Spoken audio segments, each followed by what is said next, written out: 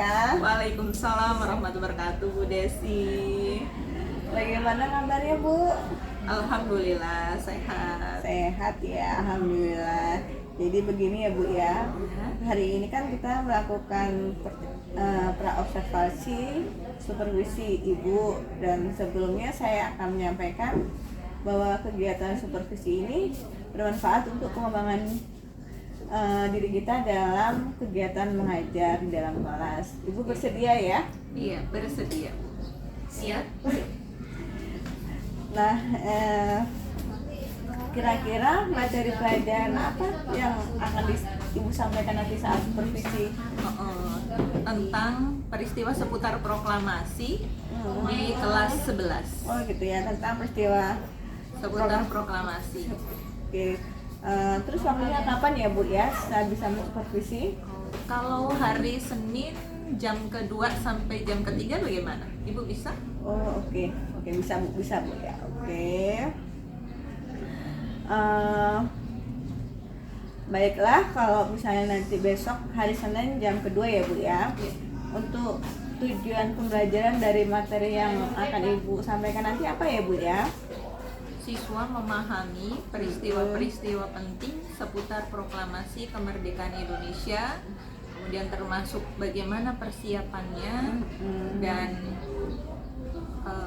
langkah-langkah yang diambil oleh pemerintah dalam menyusun negara di saat awal-awal kemerdekaan. Oke, lalu menurut Ibu di bagian kegiatan pembelajaran yang mana yang dapat saya perlu supervisi atau saya amati?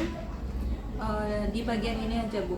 Jadi nanti saya mau membuat sebuah sosiodrama tentang peristiwa seputar proklamasi itu, dari peristiwa bom atom di Hiroshima Nagasaki, kemudian kan ada peristiwa Rengas Dengklok ya, dan peristiwa perumusan naskah proklamasi. Jadi nanti ada sosiodrama di situ.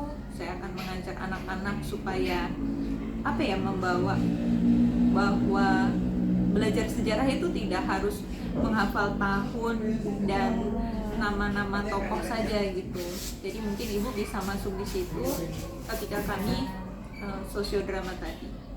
Berarti strategi yang akan Ibu gunakan adalah sosiodrama ya. Setiap pembelajarannya Ibu menggunakan strategi itu karena ingin memberi pembelajaran yang menyenangkan ya di kelas itu, karena Ibu menganggap bahwa anak-anak ini selama ini menganggap pelajaran sejarah itu hanya pelajaran seperti menghafal gitu ya, Bu ya.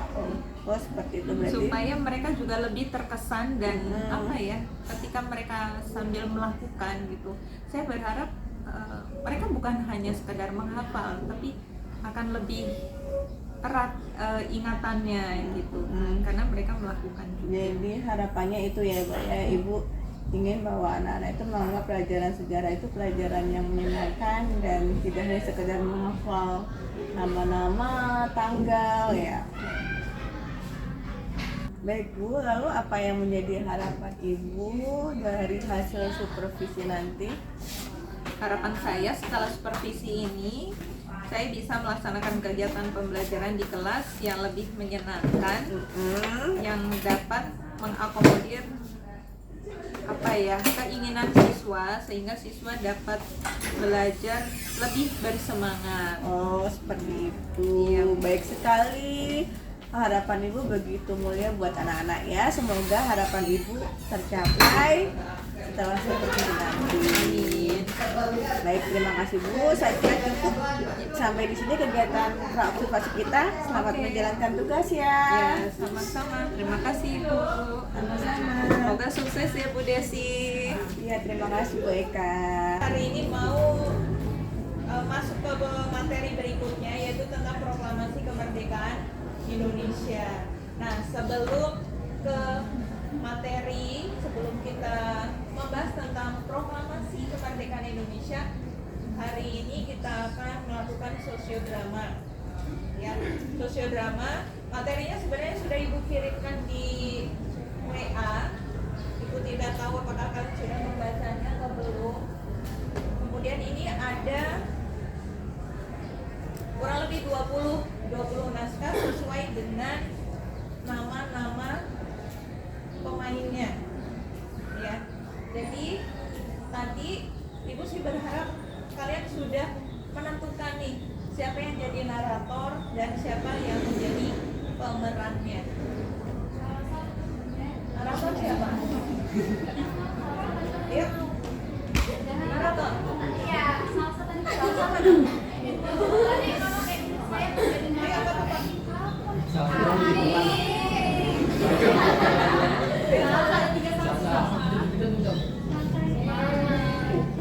Sultan Syahrir. Sultan Syahrir ini yang agak galak. Assalamualaikum warahmatullahi wabarakatuh. Waalaikumsalam warahmatullahi wabarakatuh. Izinkan kami kepada Ibu Guru dan teman-teman akan menampilkan naskah drama detik-detik proklamasi kemerdekaan Indonesia. Selamat menyaksikan. Naratornya mana? Naratornya.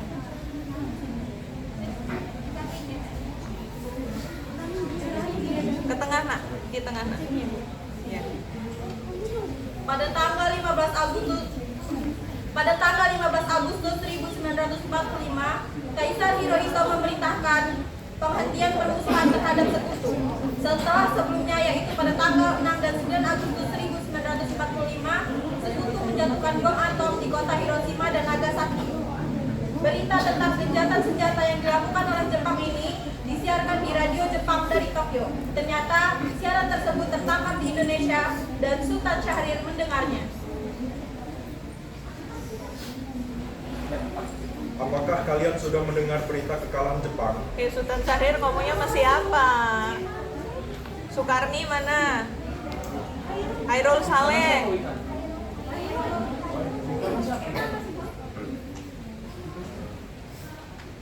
Apakah kalian sudah mendengar berita kekalahan Jepang? Belum, Bu. Ternyata itu apa yang terjadi dengan Jepang? Dari yang kudengar, sekutu telah menjatuhkan bom di kota Hiroshima dan Nagasaki. Oleh sebab itulah Jepang menyerah. Kalau gitu, berarti kita harus segera memproklamirkan kemerdekaan. Benar itu. Jepang sudah tidak ada wewenang lagi untuk kita. Kita harus memanfaatkan momen ini.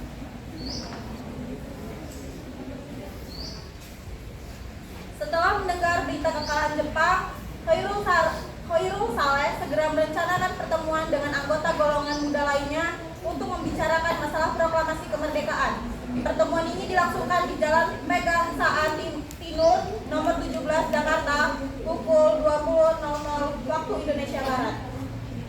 Tuh salah ketik, nah harusnya timur.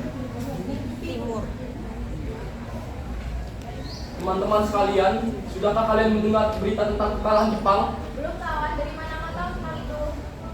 Barusan saya dan Sukarni berkumpul dengan Sahir. Ia mendengarkan siaran radio Jepang yang mengumumkan berita tentang gencatan senjata itu. Berarti negara kita sekarang dalam kondisi vacuum of power.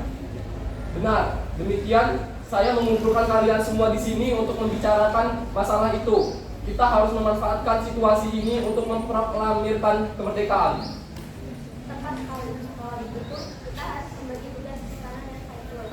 Kalian harus pergi ke kediaman Soekarno untuk menyampaikan kabar ini. Saya dan Bumi Darus akan memerintahkan anggota pemuda lainnya untuk merebut kekuasaan dari Jepang. Kediaman Soekarno, Jalan Pegangsaan Timur nomor 56, Jakarta, pukul 8 waktu Indonesia Barat, terjadi perdebatan serius antara golongan pemuda dengan Soekarno.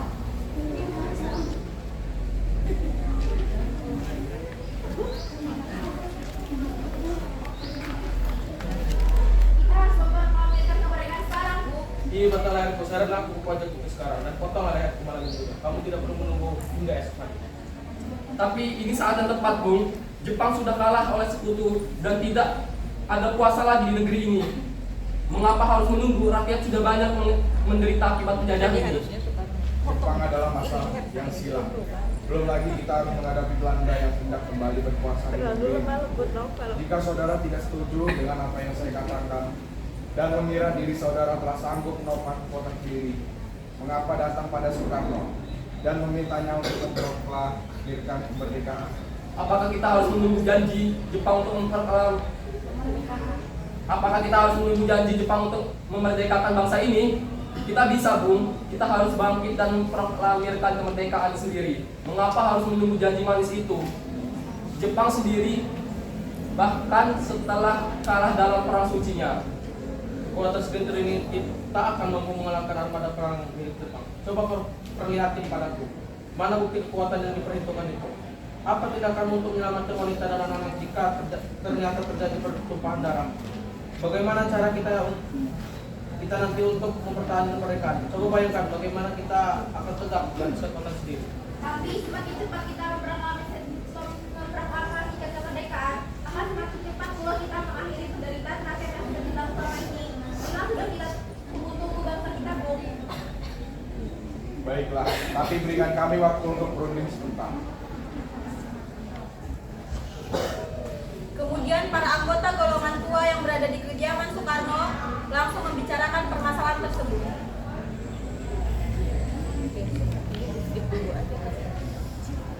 Bagaimana ini para pemuda menuntut untuk segera memproklamasikan kemerdekaan? Tapi kita juga boleh berapa, Bung? Kita butuh waktu untuk mempersiapkan semuanya dalam matang agar tidak terjadi sesuatu yang tidak diinginkan. Saya setuju. Menurut saya, yang terpenting sekarang adalah mengadakan yang hendak berniat kembali berkuasa di negeri. Selain itu, masalah kemerdekaan seperti dibicarakan lagi dalam sidang PPKI 18 Agustus mendatang. Lalu, bagaimana dengan pendapat golongan muda? Apa kita adakan saja?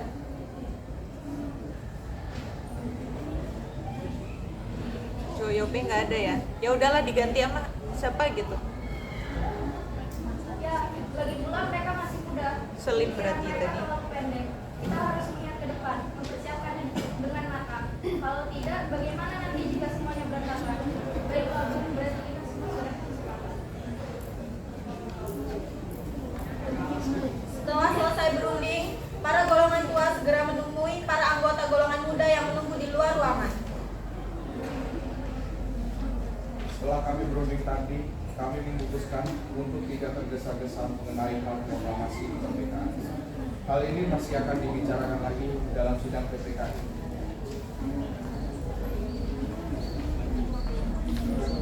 Dengan berat hati mendengar keputusan tersebut, para pemuda pun meninggalkan kediaman Soekarno. Tetapi mereka tidak putus asa. Mereka pun menyusun strategi bagaimana membujuk Soekarno dan Hatta untuk memproklamasikan kemerdekaan sesegera mungkin. Akhirnya mereka memutuskan untuk mengasingkan kedua tokoh itu ke Rengas Dengklok agar terhindar dari desakan pemuda dan pengaruh Jepang di Jakarta. Tanggal 16 Agustus 1945 pukul 4 waktu Indonesia Barat, kediaman Soekarno.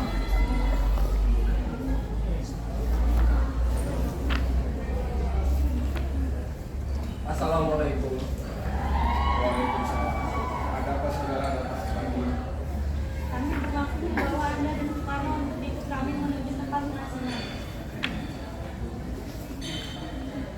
Ya, kami akan membawa kalian untuk diasingkan agar terhindar dari ancaman berontak antar rakyat dan Jepang.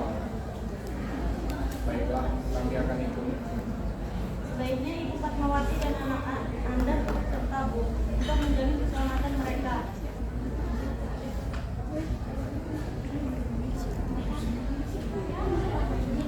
Baiklah, saya akan mengajak mereka. Hilangnya Soekarno dan Muhammad Hatta secara misterius pagi itu menimbulkan kepanikan di kalangan para pemimpin di Jakarta. Peristiwa ini baru diketahui oleh Mr. Ahmad Subarjo pukul 8 pagi.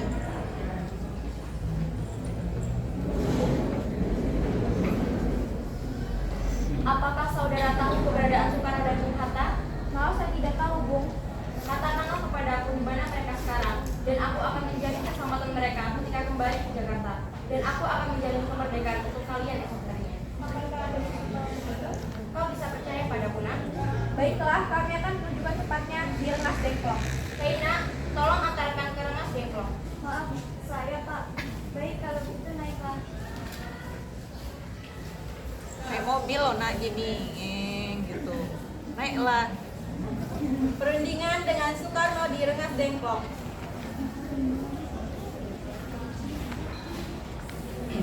Nah, jelaskan sekarang mengapa saudara sekalian membawa kami ke sini? Maafkan kerancangan kami, Bung. Ini demi keselamatan Anda. Kami ingin membicarakan masalah proklamasi kembali. Bukankah bahwa hari ini sudah kami katakan kepada kalian, masalah kemerdekaan masih akan dibicarakan dalam sidang PPKI. Memang benar adanya, tetapi kami sudah berpendapat mengapa menunggu untuk dimerdekakan oleh Jepang. Mengapa menunggu hasil sidang PKI? Kalau kita bisa bergerak dengan kekuatan sendiri, PKI itu akan membentuk Jepang, Bung. Kita ingin memproklamasikan kemerdekaan tanpa campur tangan dari Jepang. Pendapat itu benar, namun kita masih terlalu dini untuk memproklamasikan kemerdekaan. Selain itu, kita belum siap dan masih membutuhkan bantuan dari Jepang untuk merdeka. Bagaimana bila perkataan Jepang tentang kemerdekaan bangsa kita hanya jadi manis belaka? Apa yang akan Anda lakukan? Apakah selamanya itu jadi itu, Bu? Kita harus memproklamasikan kemerdekaan secara bijak demi rakyat yang sudah bertahun-tahun terbelenggu oleh penjajahan di tanah air mereka sendiri. Mereka berhak bebas dan sejarahkanlah saatnya. Sekaranglah saatnya. Tenang saudara sekalian, mari bicarakan semuanya dengan cara begini. Tidak perlu ada pertentangan.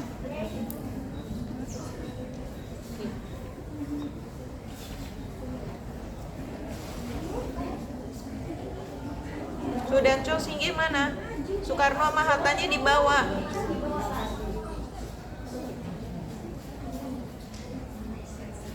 Saya mengerti perhitungan Anda berdua mengenai masalah proklamasi ini. Kita memang belum mempertimbangkan semuanya dengan matang. Tapi saya percaya kita dapat bangkit dan manfaatkan situasi ini. Kesempatan tidak akan datang dua kali, Bung. Apa yang mereka katakan benar adanya dan saya mendukung mereka. Tapi apakah kita bisa? Akankah ini semua mungkin dilakukan? Tentu mungkin, Bung, asal kita berusaha dan kekuatan kita temukan jalan keluarnya. Lagi pula para pemuda Jakarta sedang menyusun strategi pertahanan untuk mencegah serangan dari Jepang. Baiklah, saya setuju. Kita akan memproklamasikan kemerdekaan tanpa ada campur tangan Jepang. Pada pukul 17.30 waktu Indonesia Barat, rombongan dari Jakarta tiba di Rengas Dengklok untuk menjemput Soekarno dan Muhammad Hatta.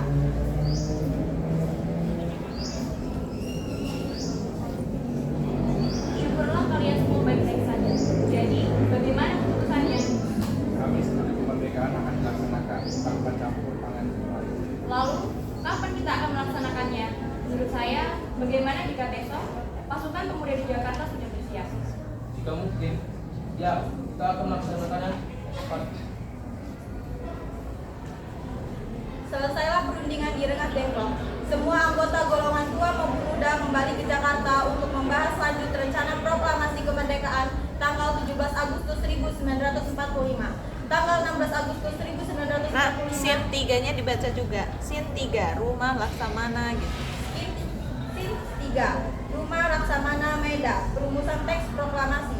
Tanggal 16 Agustus 1945 pukul 11 waktu Indonesia Barat, rombongan tiba di Jakarta. Pukul 23, Nak. Kalau 11 itu siang, kalau 23 itu berarti malam. Iya dong. Dari selesailah nggak, Bu? Dari sin. Sin 3, Rumah Laksamana Maeda. Rumusan teks proklamasi. Tanggal 16 Agustus 1945 pukul 23 waktu Indonesia Barat, rombongan tiba di Jakarta. Maksudnya kan tengah malam gitu kan. Bagaimana kita membicarakan naskah proklamasi untuk mendeklarasikan kemerdekaan kita? Kita butuh tempat untuk membahasnya, Bu. Tapi hari sudah malam dan pihak Jepang tak mengizinkan kita melakukan kegiatan sekarang. Apalagi mereka tahu bahwa kita hendak membicarakan rencana proklamasi. Saya punya ide. Kita akan meminjam lembah perwira Jepang, Laksamana Maeda.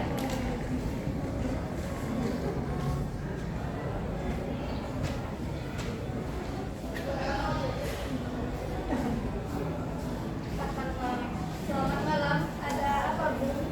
Maaf, kami mengganggu Anda malam-malam begini. Kami perlu tempat untuk membicarakan rencana kemerdekaan yang akan dilangsungkan esok hari.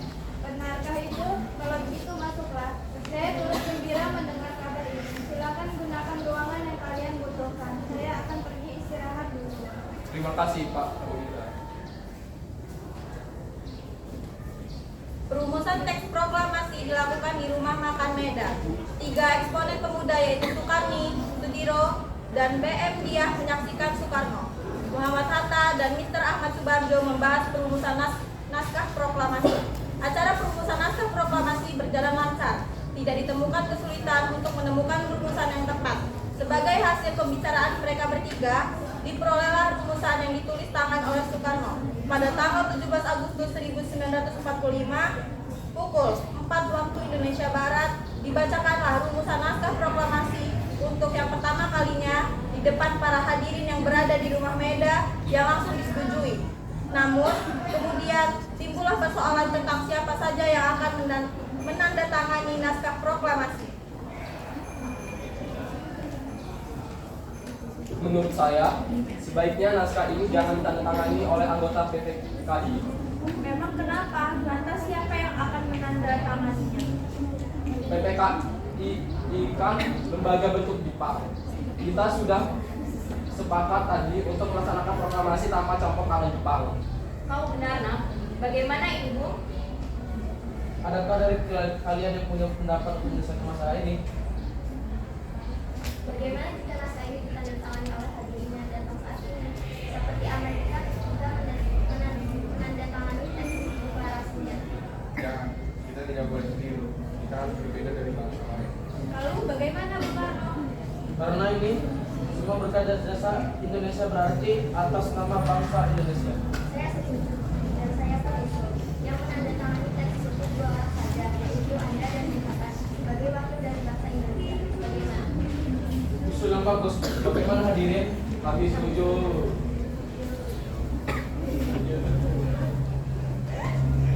Setelah semuanya setuju, Soekarno memerintahkan Sayuti Melik untuk mengetik teks proklamasi. Mana Sayuti Meliknya? Tolong kau ketik teks proklamasi ini. Jagalah teks ini baik-baik. Dikasihin dong, dikasihin.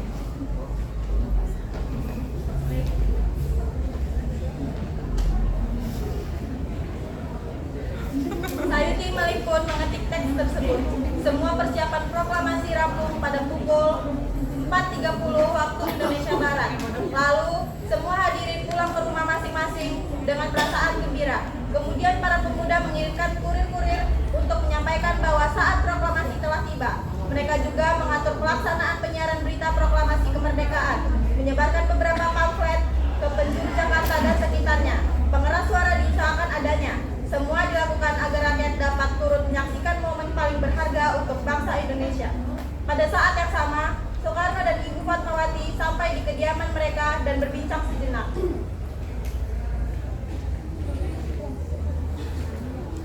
Alhamdulillah, akhirnya semua berjalan lancar. Terima kasih Ibu telah menemani saya di saat-saat yang sulit menguras pikiran ini. Ya, terima kasih kepada Allah yang telah memberikan jalan pada bangsa kita untuk memproklamasikan kemerdekaan. Oh iya Pak, apakah kalian sudah merencanakan bagaimana proklamasi naskah akan berlangsung? Sudah, kita akan melaksanakan upacara bendera yang nanti akan diiringi lagu Indonesia Raya karya musik klasik. Bukankah kita belum punya bendera? Ya ampun, Bapak sampai lupa. Bu, kalau begitu bagaimana jika Ibu saja mencari bendera? Tapi itu tidak punya kain Pak. Kain yang ada hanya kain dari Tentu saja, buatlah bendera yang sederhana yang penting bisa sudah berusaha untuk dijaga. baik Pak. Dan itu kita namakan saja bendera yang Sangsaka. Ide yang bagus ya. Bendera pusaka Sangsaka dan warnanya merah putih menjadi Sangsaka merah putih brilian.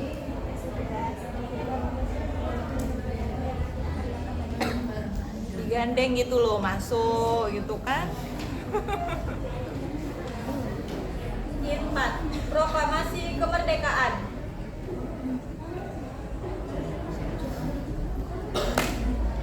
Hari Jumat pada tanggal 17 Agustus 1945 pukul 10 waktu Indonesia Barat di Jalan Pegangsaan Timur nomor 56 dilangsungkan proklamasi kemerdekaan Indonesia. Sesaat sebelum upacara dimulai. Trimurti, Ke sini nak, ke tengah. Shofar Trimurti, tolong Anda kibarkan bendera merah putih ini sebagai tanda awal kejayaan bangsa ini. Siap Bu, saya akan menyuruh anak didik saya untuk mengibarkannya. Oke kalian, jaga baik-baik bendera ini. Kalian mendapat kehormatan untuk mengibarkan bendera ini untuk pertama kalinya dalam sejarah Indonesia. Siap Komandan, kami tidak akan mengecewakan Anda.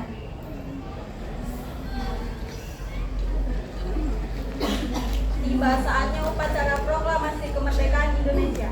Tokoh-tokoh pejuang Indonesia telah hadir di lokasi. Di antaranya yaitu Mr. A.A. Maramis, Hostokro Aminoto, Otto Iskandar Dinata, Ki Hajar Dewantara, M. Tabrani, dan lain-lain. Suasana menjadi sangat hening. Soekarno dan Hatta dipersilahkan maju beberapa langkah dari tempatnya semula. Soekarno mendekati mikrofon. Dengan suara yang lantang dan mantap, Soekarno pun membacakan pidato pendahuluan sebelum beliau membacakan teks proklamasi. Mikrofonnya mana? Itu saya kasih mikrofon tuh. Bukan saknya.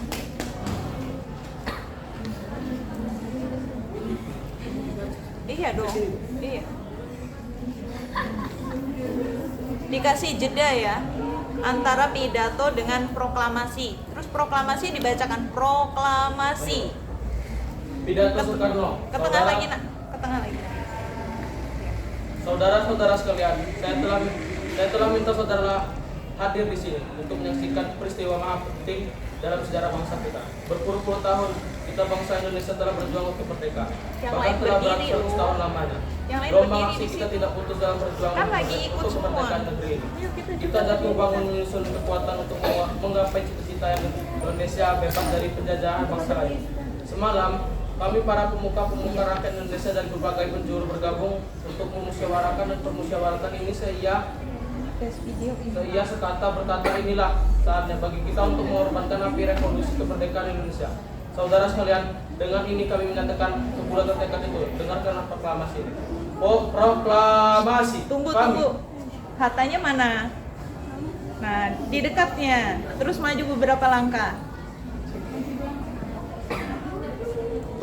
Hatanya maju.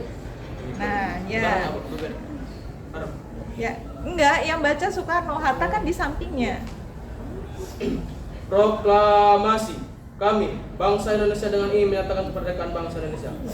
Hal-hal yang mengenakan pemindahan kekuasaan dan lain-lain diselenggarakan dengan cara seksama dan dalam tempo yang sesingkat-singkatnya. Jakarta, hari ini 17 bulan 8 tahun 45.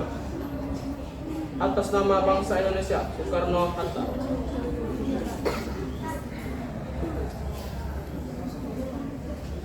Kemudian dikibarkanlah bendera Sangsaka merah putih diiringi lagu Indonesia Raya. Hadirin turut menyanyikan lagu kebangsaan Indonesia tersebut. Peristiwa proklamasi ini memang hanya berlangsung sebentar, namun peristiwa itu telah mengubah segala sendi kehidupan bangsa Indonesia.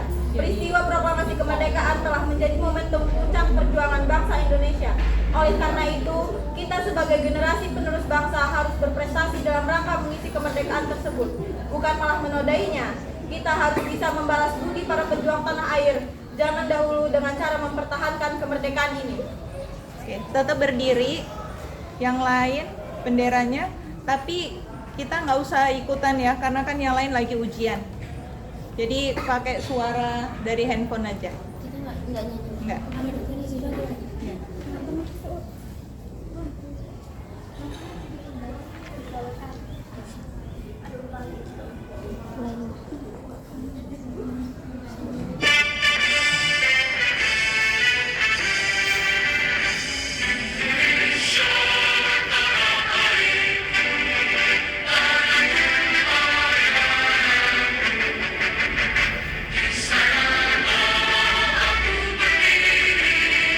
Cari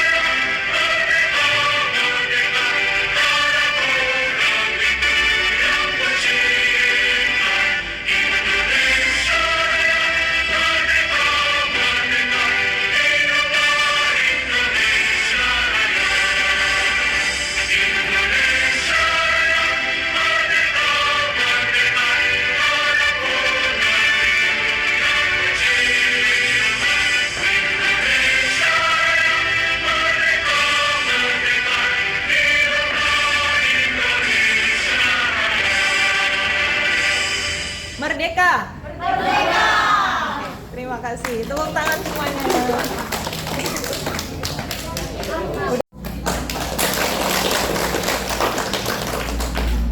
Jadi dari peristiwa seputar proklamasi atau detik-detik proklamasi ini kita bisa mengambil kesimpulan bahwa apa kira-kira yang bisa kita simpulkan dari drama tadi. Yang pertama, simpulannya apa? Terjadi apa tadi? Sebelum proklamasi terjadi peristiwa apa?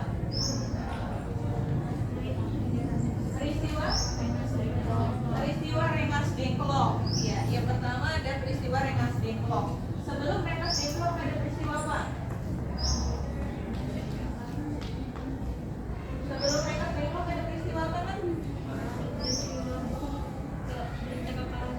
Berita kekalahan Jepang. Berita kekalahan Jepang yang disiarkan melalui radio BBC London. Jadi pada waktu itu arus informasi belum seperti sekarang ini. Apalagi berita tentang kekalahan Jepang itu kan sangat sensitif ya. Jadi sangat rahasia. Tidak semua orang bisa mengakses berita, dan radio pada waktu itu adalah barang mewah gitu loh. Tidak semua orang punya seperti sekarang. Nah, kemudian ada peristiwa apa lagi? Sebelum berita kekalahan Jepang. Sebelum berita kekalahan Jepang ada apa? Jepang kalahnya itu karena ada peristiwa mana? Ya? Bom atom di kota Hiroshima dan Nagasaki. Kemudian kan sebenarnya yang pertama itu ya, di bomnya dua kota penting milik Jepang, yaitu Hiroshima dan Nagasaki, yang kemudian itu memaksa Jepang supaya menyerah tanpa syarat kepada sekutu. Kemudian para pemuda mendengar berita kekalahan tersebut. Nah, karena Indonesia dikuasai oleh Jepang, ternyata Jepang sudah menyerah kepada sekutu, maka kemudian bagaimana status kekuasaan di Indonesia ini? Kita berada dalam status kan Jepang nih yang berkuasa, terus Jepang kalah dari sekutu dan mereka menyatakan mereka menyerah tanpa syarat, sehingga status kekuasaan di Indonesia bagaimana? Gimana Alfa? Ayo, apa jawabannya? Apa Alfa? Apa Gracia? Kosong, statusnya kosong, atau vakum of power, tidak ada, kekuasaannya kosong, nggak ada gitu loh. Jadi berada dalam status quo. Makanya kemudian para pemuda, tadi ada Hairul Saleh, kemudian ada siapa lagi? Ada Wikana, kemudian Darwis, kemudian ada siapa lagi? Soekarni. Yang maksa benar untuk segera siapa tadi?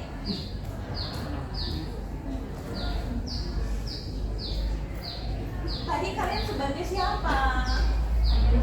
Hairul Saleh. Nah, mereka ingin memanfaatkan status quo tadi untuk apa? Memproklamirkan kemerdekaan. Ini kan sebuah momen yang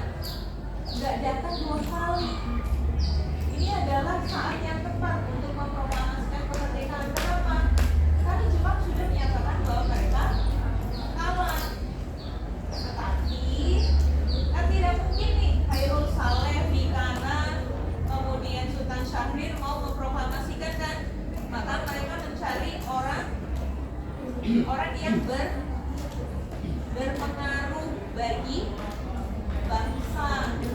Mereka kan hanya pemuda biasa, siapa sih? Apakah omongannya didengar? Makanya mereka menemui Soekarno dan Hatta. Kenapa Soekarno dan Hatta?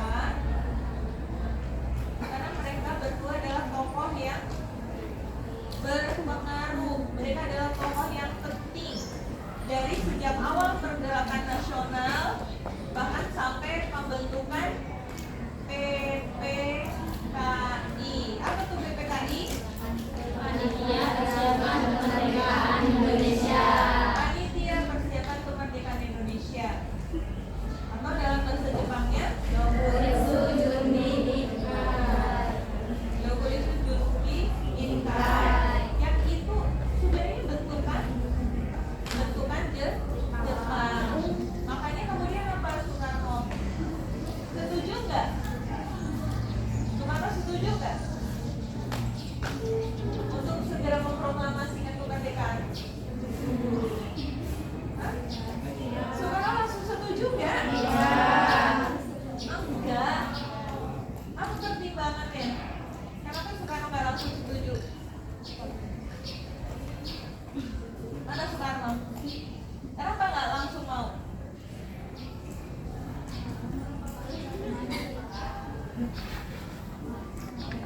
Kenapa Noval?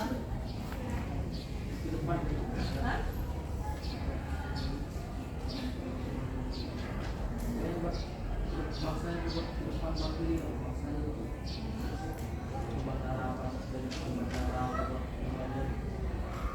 Ya.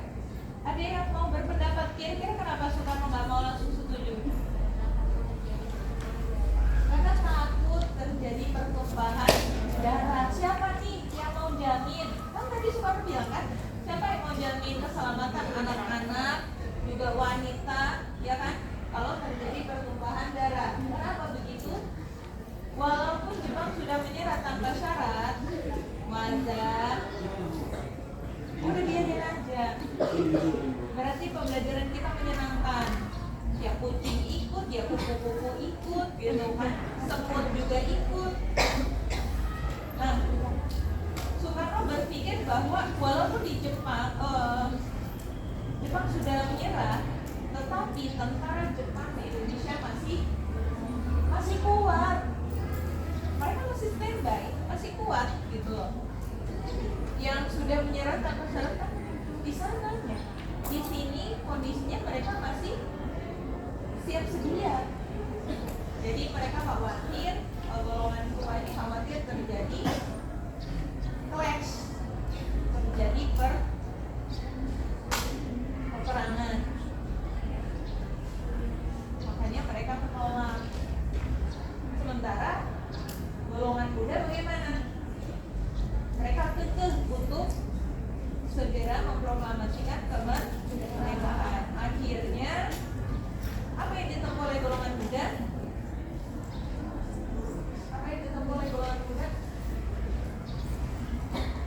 Golongan muda terus ngapain nih? Kok diajakin nggak mau ya? Nggak mungkin mereka mau memproklamasikan.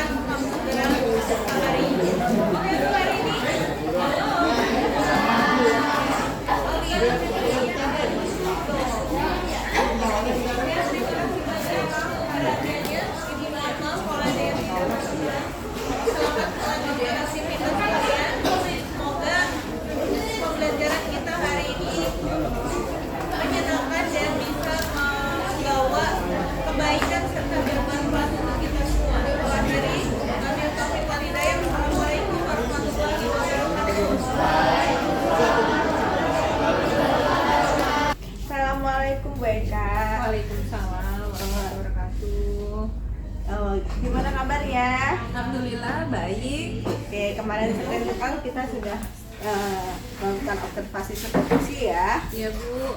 Bagaimana perasaan setelah supervisi? Apa ya? Luar biasa. Luar biasa ya, Iya. jadi cukup puas. Senang. Menurut Ibu bagaimana sih kegiatan pembelajaran yang sudah Ibu laksanakan saat supervisi? Apakah sudah sesuai dengan rencana Ibu? Kalau kemarin itu saya merasa apa ya, siswa saya itu masih kurang semangat gitu loh Bu. Jadi mereka ya kan saya membagikan itu naskah drama gitu ya kan, memang saya pengen anak-anak itu biar belajarnya itu biar bisa ada variasi juga. Terus saya bagikan naskah drama, terus mereka membaca dan menampilkannya gitu ya. Saya pikir mereka kan bisa membuat apa namanya ya, improvisasi gitu loh. Jadi nggak kaku banget, tapi rupanya masih kurang sesuai dengan ekspektasi gitu. Mereka ya baca aja gitu loh. Misalnya harusnya ketika intonasinya naik atau misal di situ karakternya harusnya marah, mereka tidak menunjukkan. Iya, jadi istilahnya bisa dibilang kurang antusias ya terhadap pembelajaran ya. Kayaknya anaknya itu masih gitu loh, masih kurang antusiasmenya itu masih kurang. Jadi tidak rencana yang Bu Eka harapkan tidak sesuai dengan rencana lah ya, seperti sama itu. Ini juga ya Bu, mungkin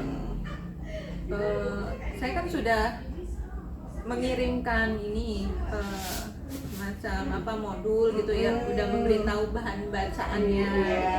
Jadi pikir saya ketika mereka melakukan sosiodrama setidaknya mereka sudah tahu gambaran peristiwa itu gitu, dari dipelajari gitu dari ya. bahan itu.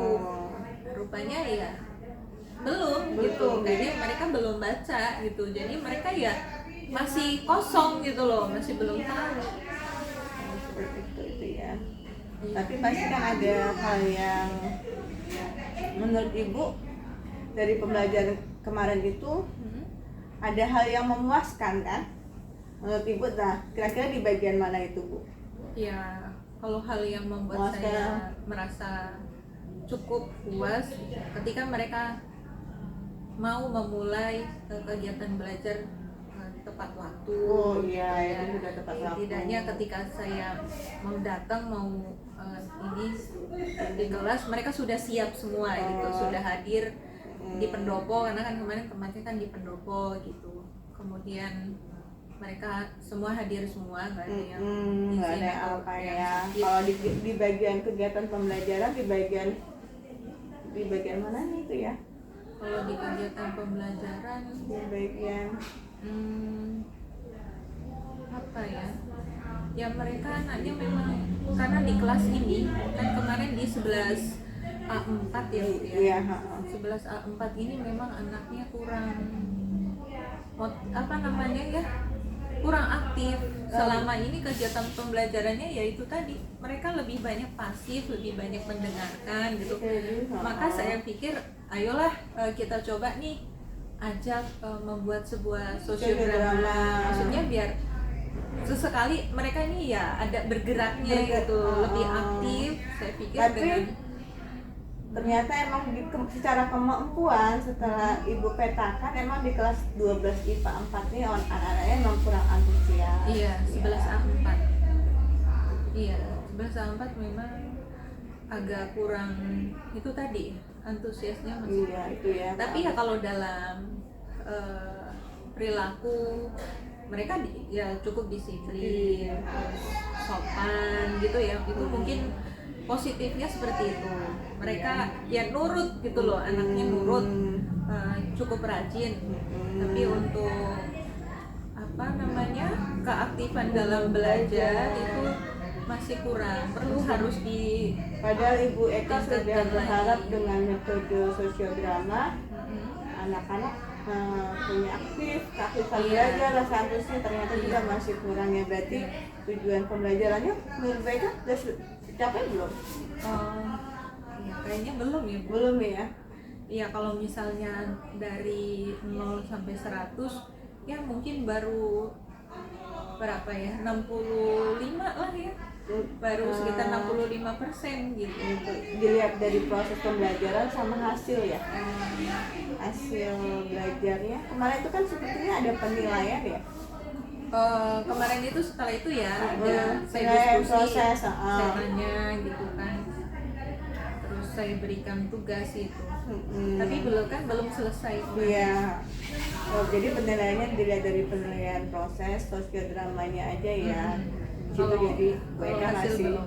ngasih nilai rentang nilai dari itu 10 sampai 100, 60 Ya sekitar 65. Berarti belum bisa mencapai target ketuntasan lah ya. Untuk kelas ini gitu, mungkin harus ada treatment khusus, harus apa ya, diapain gitu ya, karena saya menerapkan sosiodrama juga di kelas yang lain, karena memang kelasnya ini memang sudah bagus, motivasinya sudah bagus, tanpa saya banyak suruh begini-begini, mereka sudah jalan, sudah inisiatif sendiri. Jadi menurut Bu Eka, dari tujuan pembelajaran tersebut, hambatannya itu adalah di motivasi siswa. Kesulitannya ada di cara memotivasi siswanya itu ya, menggerakkan mereka untuk belajar, ini seperti itu ya. Ya mungkin datang juga dari diri saya juga kali ya, Bu. Mungkin waktunya kan terlalu mepet. Jadi kalau nggak salah hari Hamin 2 apa ya, Hamin 2 baru saya kasih bahannya, besok kita mau sosiodrama gitu. Jadi mungkin mereka nggak sempet membuat persiapan ini dan itu gitu, jadi ya sudah adanya saja gitu. Hambatannya datang dari siswa, datang juga dari persiapan itu sebelum pembelajaran ya. Dan lebih jauh-jauh hari mungkin ya, karena kan pas saya hadir, pikir saya mereka sudah menentukan nih siapa yang jadi Soekarno, siapa yang jadi Hatta dan sebagainya gitu kan, saya pikirnya kan begitu. Rupanya pas itu juga belum ditentukan siapa yang jadi Soekarno, siapa yang jadi Hatta, siapa yang jadi Hairul Saleh dan sebagainya. Jadi kan saya yang membagi mereka lagi gitu. Lalu menurut Ibu, bagaimana sih strategi Ibu untuk mengatasi kesulitan dan hambatan-hambatan yang Ibu sampaikan tadi? Yang mungkin ini perkiraan saya ya, prediksi saya, mungkin ketika mereka itu tidak mau, misalnya nggak mau lah kamu aja yang jadi Soekarno atau gimana gitu, mungkin karena belum ada rasa percaya diri yang cukup di dalam siswa. Jadi oh ini narator, oh nggak mau Bu, si ini aja gitu. Jadi bukan Bu, saya Bu yang jadi Soekarno misalnya, tapi mereka masih ya, untuk menimbulkan itu bagaimana ya? Itu tadi mungkin harus dipupuk rasa percaya dirinya, rasa percaya diri siswa tadi, mungkin dengan kita memberikan penghargaan, atau kita memberikan apa ya, apresiasi ketika mereka menjawab atau apa gitu kan, terus memotivasi mereka. Ya mungkin kurang lebih gitu ya Bu ya. Berarti salah satunya untuk meningkatkan motivasi dan antusias siswa itu Ibu dengan memberikan reward apalah ya, semacam apresiasi, penghargaan ya. Dan mungkin menurut saya itu tidak bisa juga kalau saya melakukannya sendirian gitu. Artinya siswa itu juga memang harus ya mendapatkan perlakuan yang sama juga dari guru-guru yang lain. Gitu. Berarti di sini supaya muncul rasa percaya dirinya tadi. Untuk menimbulkan rasa percaya diri itu Bu Eka juga butuh teman ya, teman-teman rekan-rekan guru agar bisa berkolaborasi untuk membuat anak-anak ini punya rasa percaya diri ya. Oke. Kalau di strategi pembelajarannya menurut Ibu udah tepat ya itu sosiodrama ya? Iya. Udah tepat ya. Itu kalau sosiodrama ya itu tadi kan berangkat dari permasalahan ketika pembelajaran itu sejarah gitu kan kayaknya monoton gitu ya, ngantukin atau ngebosenin gitu Iya, kan. mendengar cerita. Nah ini Iya. mereka kemarin mempraktekkan kejadian yang Peristiwa sejarah tersebut ya. Jadi Saya berharap harapan- mereka lebih menjiwai, lebih memahami suatu peristiwa gitu kan. ya. Jadi untuk mengatasinya Bu Eka butuh rekan-rekan guru yang lain gitu ya. Iya, ya semuanya berperan di situ ya, dari siswanya juga harus ada kemauan untuk maju, untuk berubah gitu ya. Dari saya juga mungkin lebih bisa memanage, misalnya membagikan materi atau bahan-bahan itu lebih memberikan tenggat waktu yang lebih lama sehingga mereka bisa lebih mempersiapkan diri. Juga butuh dukungan dari rekan-rekan guru yang lain juga supaya sama-sama membangun rasa percaya diri siswa gitu kan, lebih aktif lagi dalam kegiatan belajar. Kira-kira kapan yang bisa menerapkan yang strategi Ibu tadi untuk meningkatkan kehadiran ini, Ibu, yang akan Ibu lakukan?